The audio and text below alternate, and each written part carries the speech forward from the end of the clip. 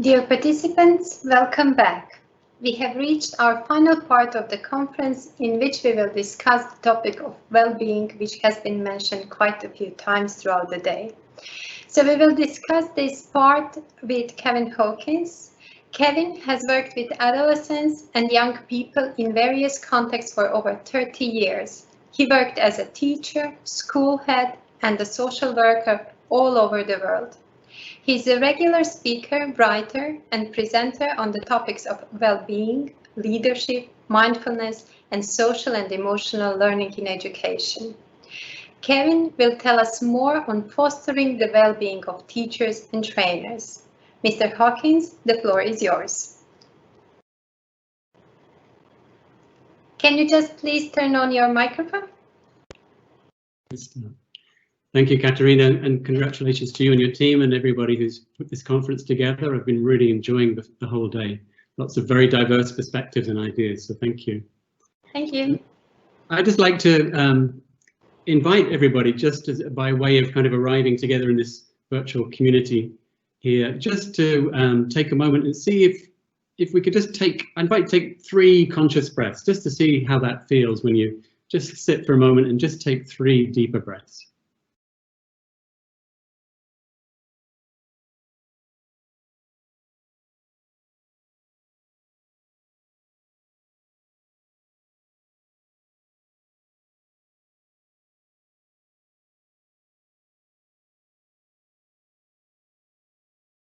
Great, thank you very much.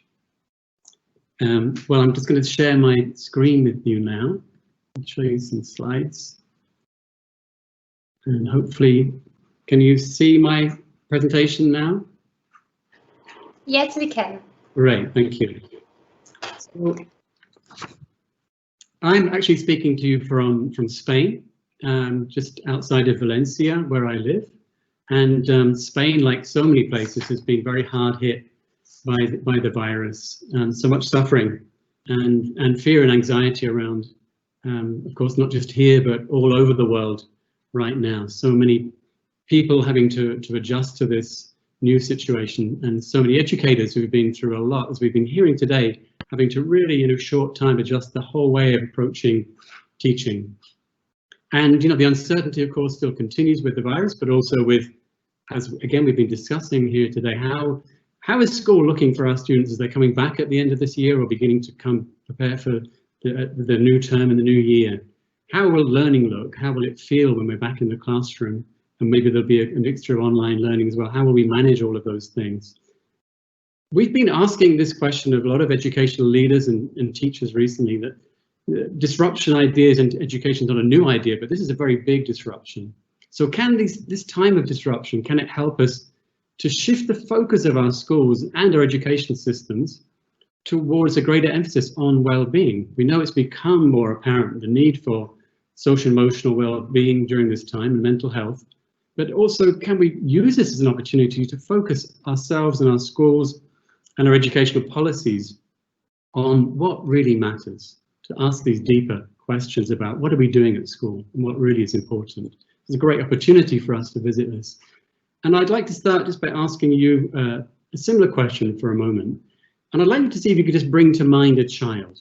It could be a child of your own, or a child that you know, a child that you teach, or a relative. It doesn't matter, just one child or young person that you can bring clearly into your mind's eye.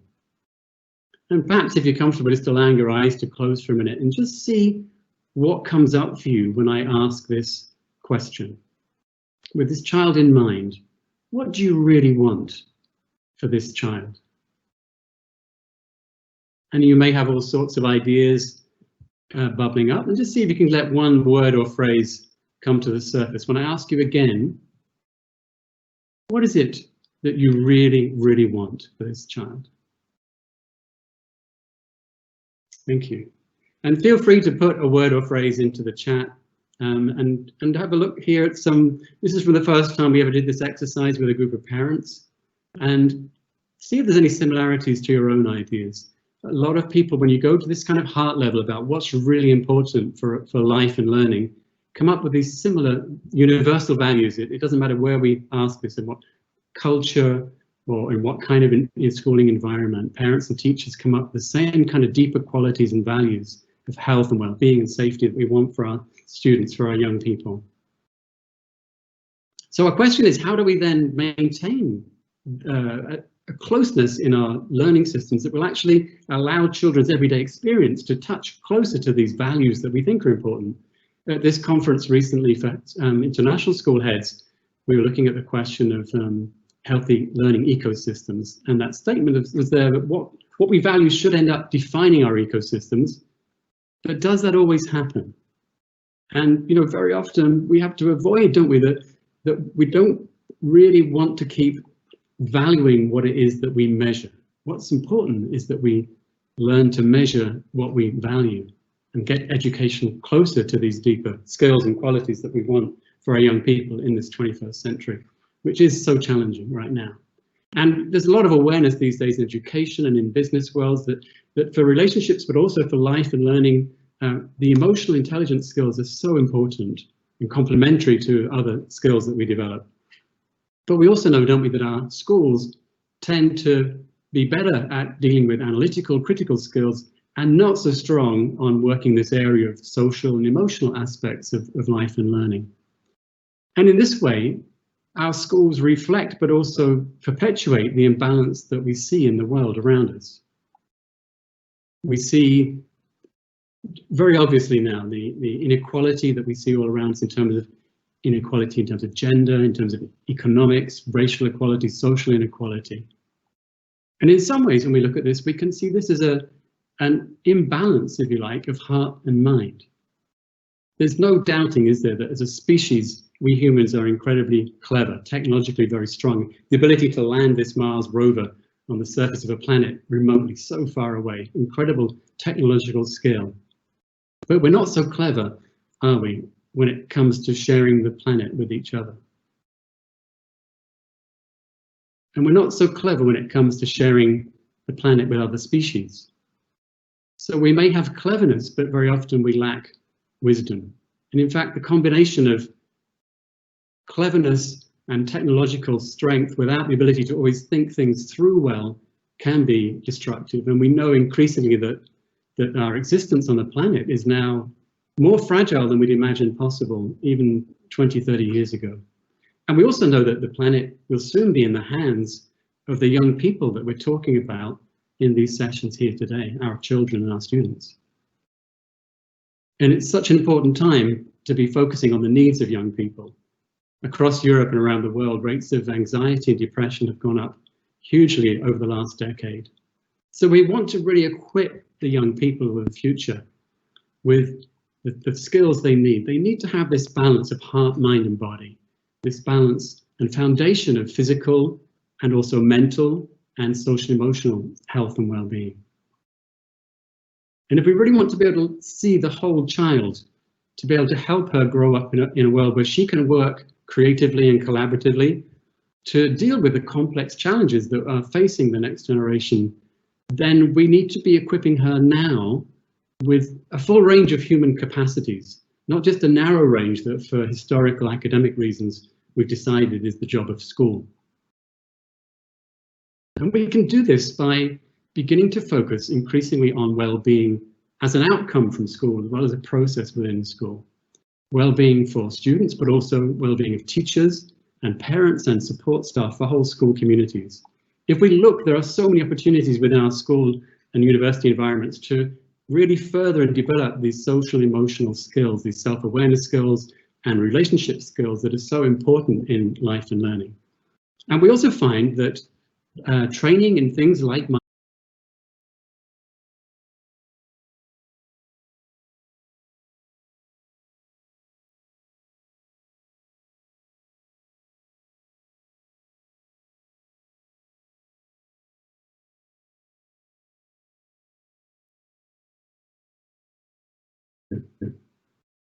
and we want all this for our children, of course, but we have to start with ourselves.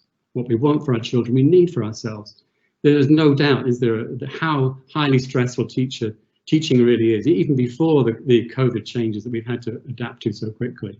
It's a very stressful occupation. So many research surveys have shown this. This one recently from the UK also pointed up, you know, the amount of teachers that are increasingly leaving or spending a lot of time thinking about leaving the profession. And this quote from our friend and colleague Chris Willard: "The best way to create stressed out kids is to surround them with stressed out adults." You know, it's true, isn't it? And also the opposite is true, that the best way to create calm, caring, compassionate students is to surround them with calm, caring, compassionate adults. And we can't always be calm in such difficult situations, but it does help us when we look at what we can learn from social neuroscience of evolutionary psychology and human biology. You know, we know from our own biology and that psychology that we are hardwired to learn through relationship. It is the key to learning. Even in online situations, the relationship is still very key. And this wonderful work by Louis Cozzolino pulls together all the research in this area. And when you do that, you find that there is a powerful range of implications for us as educators, but also an important underlining of the crucial role of teachers in the way that they shape young brains and help, therefore, shape society in the future. This quote from Dan Siegel, that as educators, keeping our own well-being in mind is essential in creating an optimal learning environment. This is not Siegel's opinion, and this is in the foreword to that book, and it's based on the science from social neuroscience. And I've just summarized this into one sentence, really, that how we teach is just as important as what we teach. How we are in the classroom or even online, it's so important that we need to find practical ways of supporting teachers in developing their own well-being. And one way, as I mentioned, is to do this through developing mindful awareness and also competencies in social emotional aspects of learning for adults. There's significant research that supports this now and the effect that it can have on well-being. This one program that was done, trial done in the USA, although this program is actually now available in Europe, and I think it's even been introduced in some areas in Croatia. So this program of cultivating awareness and resilience in education trains teachers for just over 3 days, and they tried it out in these schools in New York and saw this decrease in stress symptoms and better emotional regulation in the teachers and a decreased sense of time pressure. But interestingly as well, they saw impact in the classroom without doing any direct training about classroom teaching. Greater emotional support for students and even an improvement in classroom organization. And we've also seen it tried out in a few universities, teacher training places around the world. Now it's beginning in Denmark, where they already have a good tradition of focusing on relational competence. They're now in some areas at Aarhus University and via Training Academy are bringing this into initial teacher training and combining it with mindful awareness training and finding some significant benefits for teachers as they come through this initial training, particularly in helping them deal with difficult, challenging moments and behavior management. Here's a quote from one teacher who went through that training. And she said that for me as a teacher, the training helped me to wait a little in challenging situations. It's not that it takes away the emotions. I can still get very irritated and annoyed, but it helps me to not react and to keep the feelings to myself and not react on my students. I think in the long term, it's very helpful for teachers, and I guess it makes you more resilient somehow. And for sure, as we're hearing today, resilience and flexibility and agility are skills that we want our teachers to have. So we train them to become more emotionally, socially competent, to be more mindful and more sensitive, more present in their teaching. This can help, as I've certainly found myself, help us to manage our stress, to enjoy our connection with young people more. It can also help us to orchestrate, as Tish Jennings calls it, the learning environment, to really be sensitive to how we adapt to changing learning environments and to changing them to suit the moment. Even online as well, we can apply these skills. And there's also an interesting impact, which has come out of the work of Cozzolino again, on how teachers' presence and how they are can really impact some students who have some special social emotional needs in addition to the average too. So we see from this pro-social model that was developed in the USA by Mark Greenberg and Tish Jennings, that when we focus on the left-hand side on teachers' social emotional skills and well-being, it has the impact in the classroom and in the climate. And on the right-hand side, we see it impacting emotional, but also even academic outcomes too. And this piece of research was a 30-year meta-study done in the USA on schools that had developed social emotional programs, and saw that in those schools, those students who'd had it compared to the control groups, they scored 11 percentile points higher on standardized tests, which, you know, when you think about it, is not so, it's pretty obvious, isn't it? Because when we're not well, we're not feeling good, we don't learn so well, we don't learn so deeply. When we pay attention to those aspects of learning, then academic standards can also go up.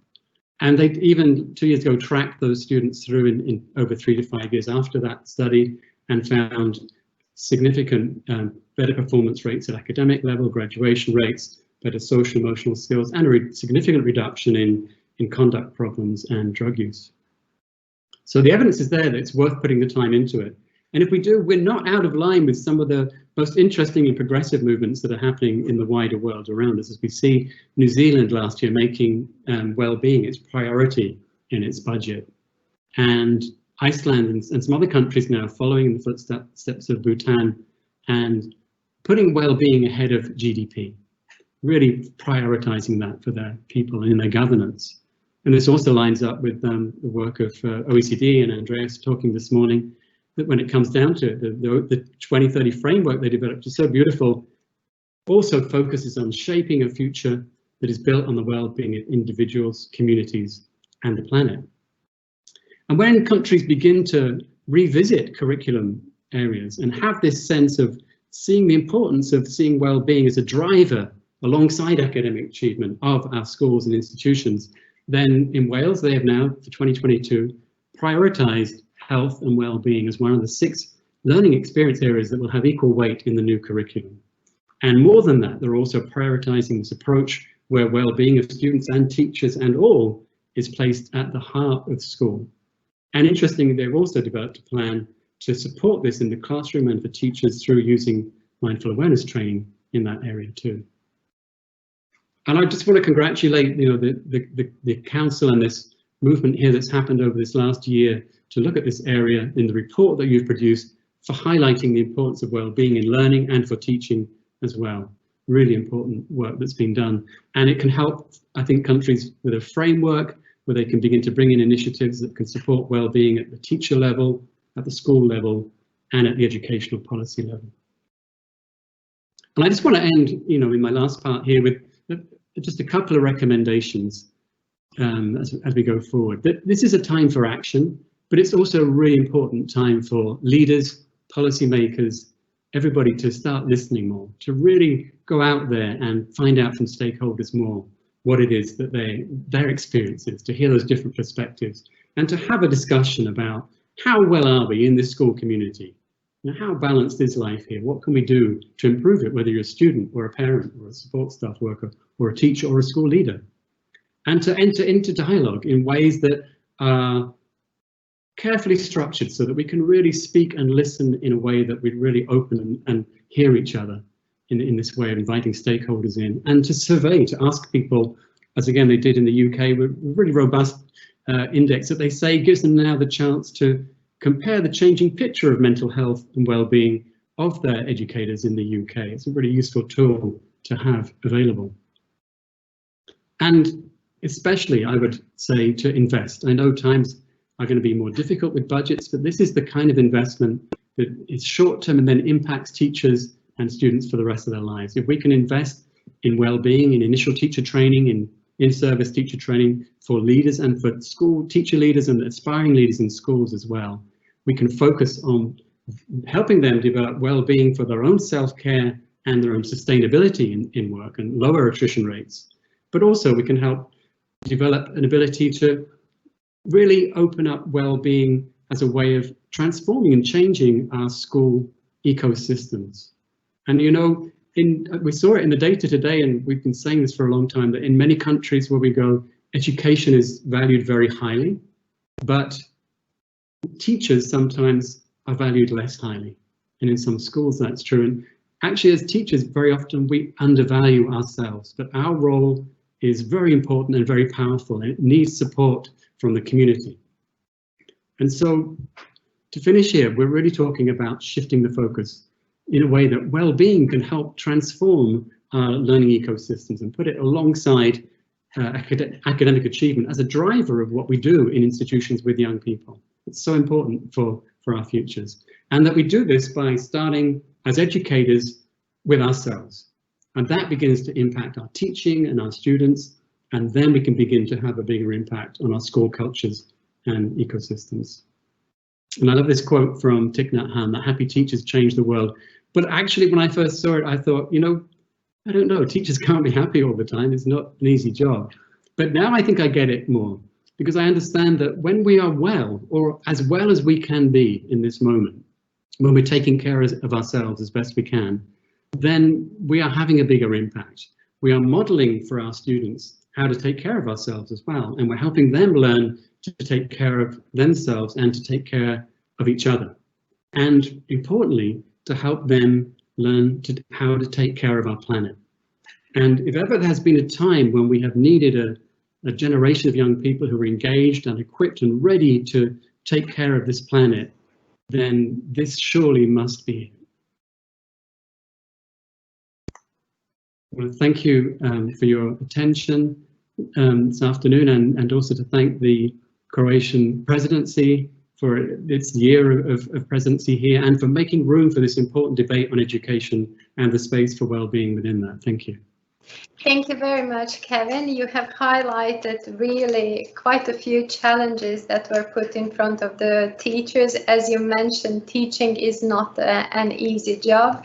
And thank you for highlighting the Council conclusions on European teachers and trainers, which have been adopted during the Croatian presidency and really have put the importance on well-being of teachers and trainers. And regarding that, I would like to ask a question.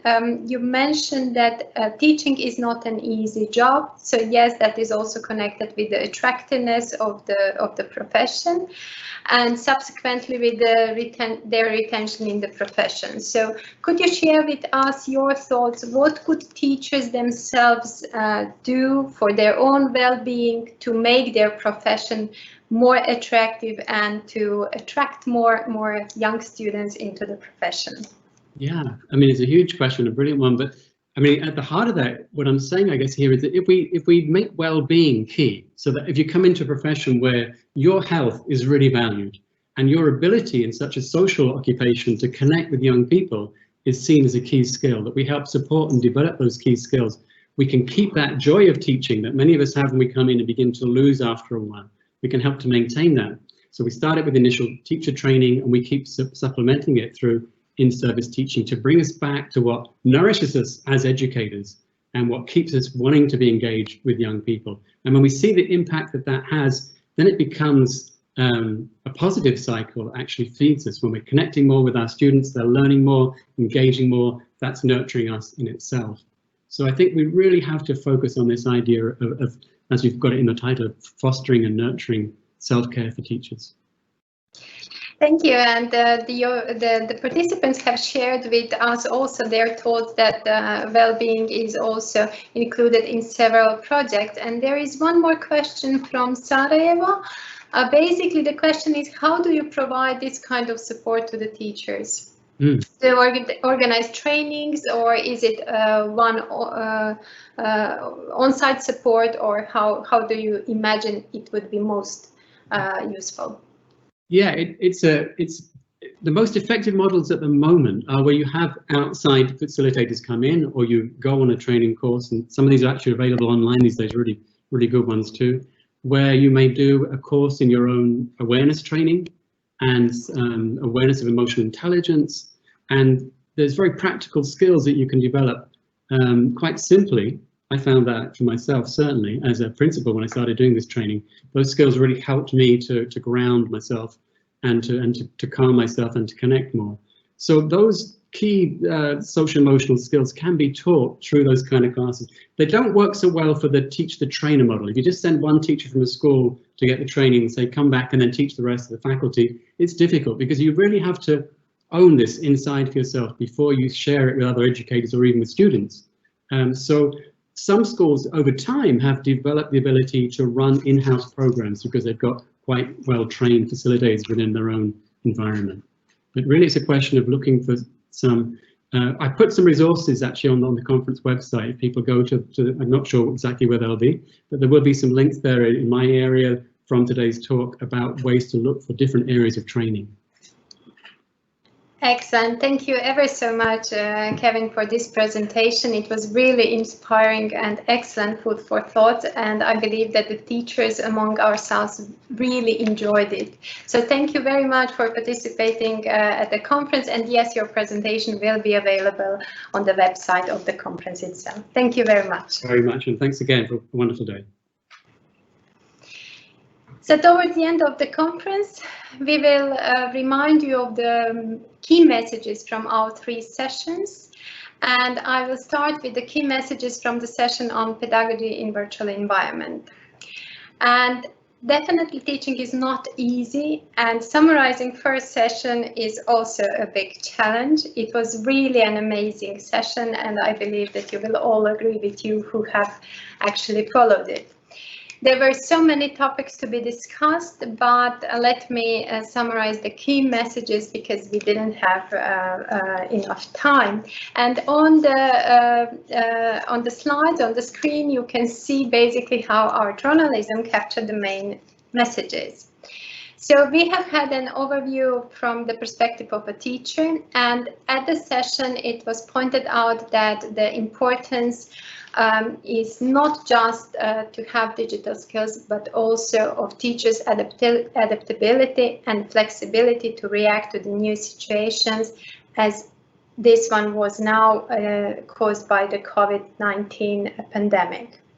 The teachers definitely need to have significant social skills and good communication skills, which has been mentioned several times by my panelists. Flexibility also means responsibility. So all stakeholders, especially teachers, need to be able to take decisions. There was the importance of collaboration. The collaboration not just among the teachers themselves in the schools, but also among the school management, students themselves. And it is very important to have a very good communication both with students and parents themselves. The teachers are doing an amazing job, and they need to take up even new roles. And for example, in this situation, some of them needed to learn how to teach online, how to motivate students through virtual platforms, but they also needed to manage the class as such. So they needed to have a very good communication with students, and they needed to take up also individual approach, which was highlighted as extremely important. As we all know, the teachers need to be creative, optimistic, and they need to be motivated for lifelong learning, which is crucial when new changes appear.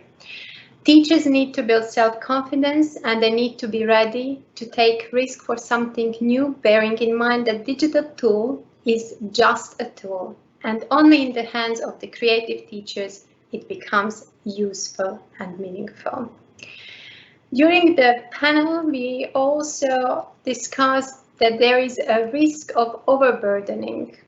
So we have heard that it is important sometimes just to stop and relax. It is also important to make distinction between professional and private life or private role.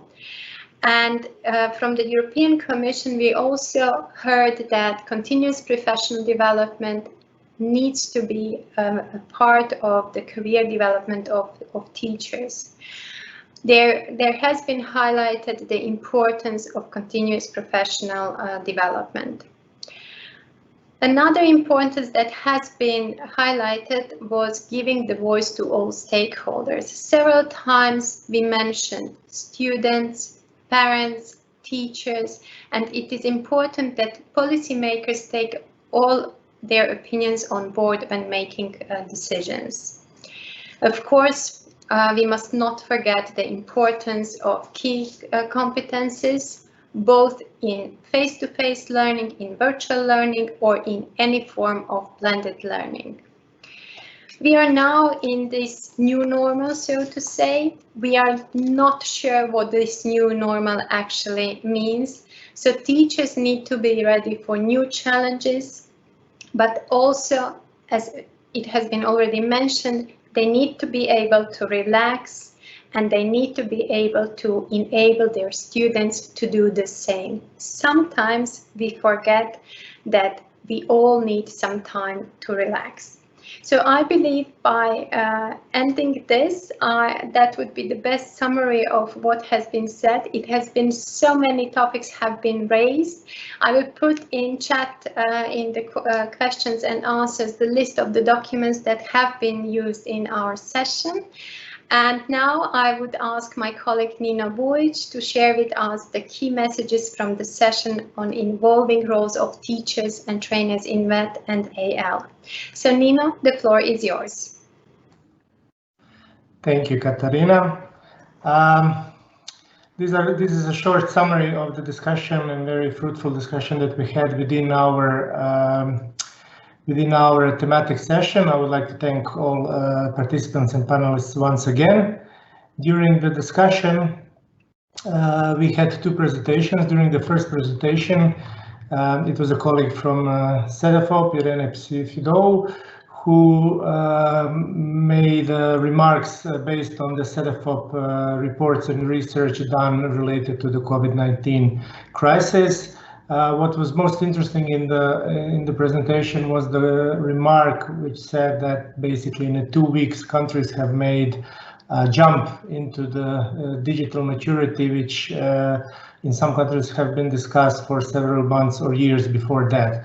So the next step in this process will be to find conditions where such approaches are not only ad hoc solutions, but where such a process are part of the policy developments and necessity.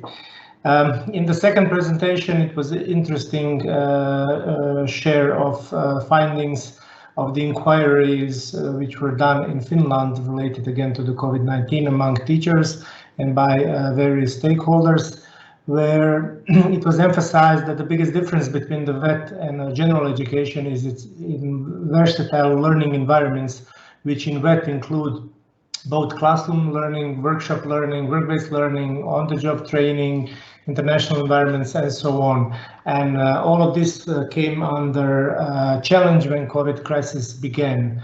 It was interesting conclusion that a report has shown that teachers in Finland, more than 70% of them said that they managed during the crisis, and both the teachers and students were able to find solutions for problems.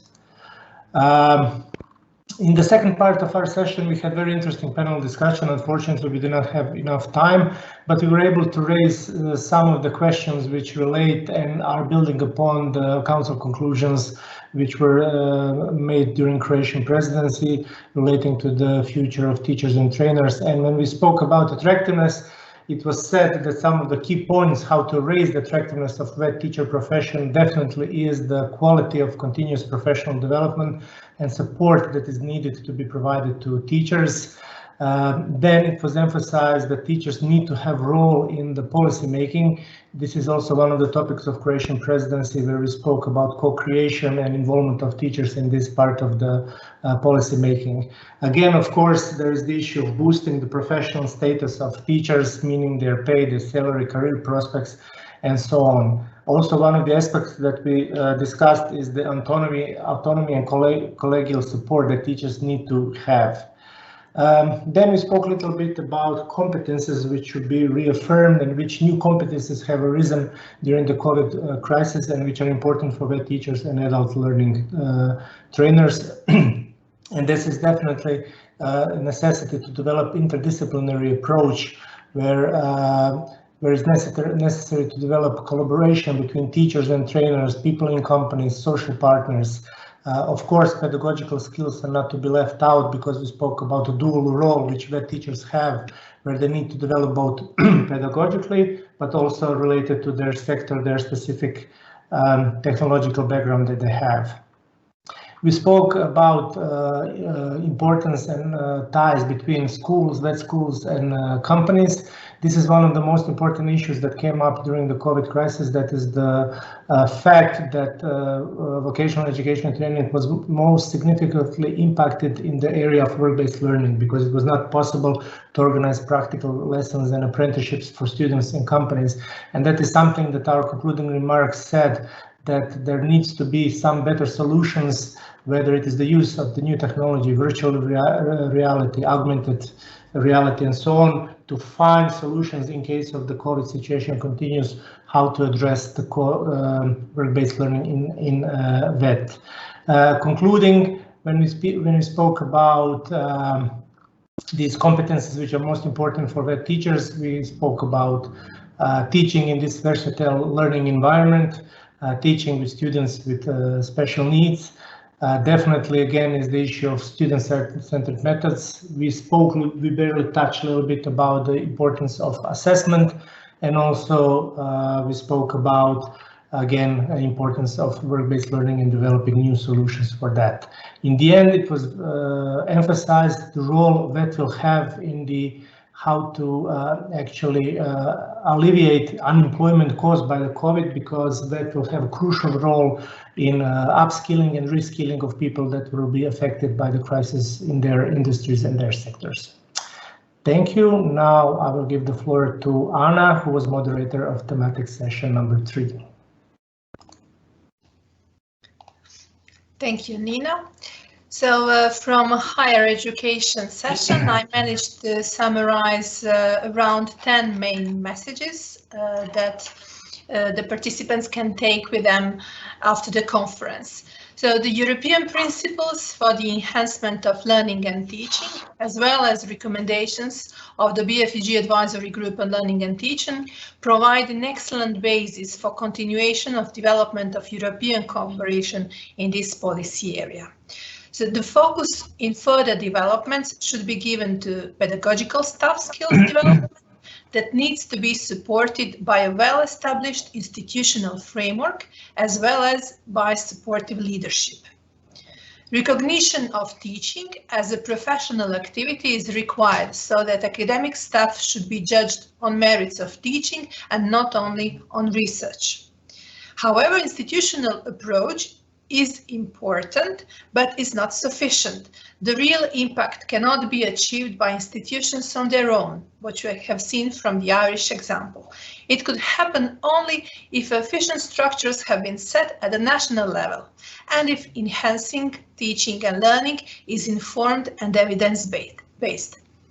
However, with the pandemic, it becomes even more important that national level is not sufficient, that cooperation structures need to be functioning at a European level. We are stronger if we work together, as it has been said by our panelists. Different structures must work with each other. Countries have developed different approaches, but the mutual support is needed to deal with the future challenges. It is all about meaningful conversation and cooperation. Digital transformation is happening, and the new culture of learning is emerging and is dragging teachers from an isolated role into an institutional alliance. The crisis taught us that teaching and learning should be able to deal with emergency situations, but we need to meet the future challenges by developing future skills. Emergency remote teaching, which is not online teaching and learning, was not bad. However, it needs to be taken as a potential for further developing of good quality digital learning and teaching. We have seen that some teachers and students are more worried about going back to old normal. They want new normal. So, inspired by the potential of digital transformation, we need to be reminded to keep people in the middle and not technology. There is a strong need for innovation and share of open educational resources, as well as for an overall support to teachers and between teachers, as well as for students in shifting to this new paradigm of co-creation of the teaching and learning process. The new pedagogy that is only accelerated with the pandemic is about focusing on students. And only if we do so, if we focus on students, diversity can be truly valued. Valuing students' diversity and engaging them into an open learning process is the way forward. Open learning is not just learning new technology, but involving students much more. However, research shows us that there is a big gap between policy discussion and practical application, as has been seen by students themselves. Online pedagogy can be very rich and lead to individualized learning process better than we have a number of students in a classroom. Online learning is opening new pathways for flexibility. Students become autonomous learners, and we must, the institutions, the teachers, and the systems must support them.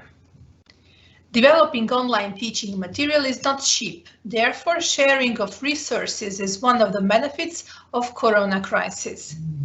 However, availability of resources, of education resources, is not a dimension that makes open education work. It is the sharing culture that makes it work. Alliances of teachers create sense of ownership. Today we are presenting students with ready-made curricula, and we must start to break this model.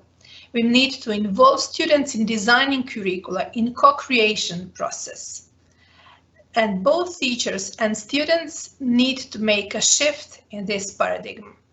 And it should be done at a large scale. All the good examples can be seen, it's still not a standard. And finally, the last message is again on students that should not be excluded from decision-making during the crisis, because active involvement of students becomes important now more than ever. And we must strive to ensure that students and teachers are connected and well motivated. Thank you. Thank you very much, Anna.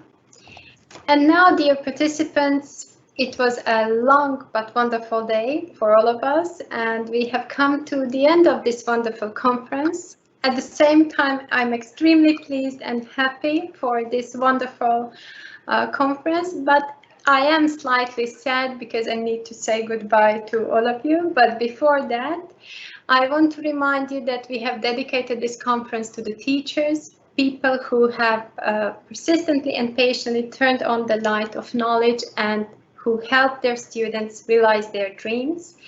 We are also all aware that the main hope of nation lies in the proper education of its youth, so the importance of the teachers and trainers is extremely big. We want to have happy and satisfied teachers because, as one of the participants put also in the questions and answers, because teachers change the world. So teachers and trainers at all levels and in all types of education and training are indispensable driving force of education and training. So congratulations to all of you for the work that you are doing. We hope that you got inspiration for your future work, and I would like to thank all of you for participating at the Croatian Presidency video conference, Teachers and Trainers for the Future Towards the New Normal. It was our first presidency, and we are extremely happy with the number of participants that were at the conference. It was really amazing. I would also like to thank to our amazing speakers and our amazing technical support who made it possible to have such an amazing and, I believe, very useful presidency conference. So let us all keep learning. Take care and stay healthy. Goodbye, and as we in Croatian say, doviđenja. Doviđenja. Thank you. Doviđenja. Doviđenja.